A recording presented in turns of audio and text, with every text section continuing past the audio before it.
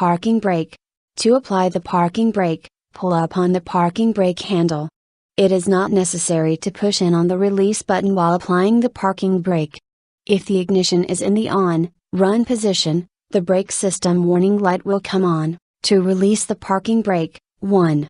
Hold the brake pedal down, 2. Pull the parking brake handle up until you can press the release button, 3. Hold the release button in as you move the brake handle all the way down. Notice, driving with the parking brake on can overheat the brake system and cause premature wear or damage to brake system parts. Make sure that the parking brake is fully released and the brake warning light is off before driving. Driving with the parking brake applied will cause a warning chime to sound and the release parking brake message to appear in the DIC. The message will remain on until the parking brake is released or the vehicle is stopped. If parking on a hill, or if the vehicle is pulling a trailer,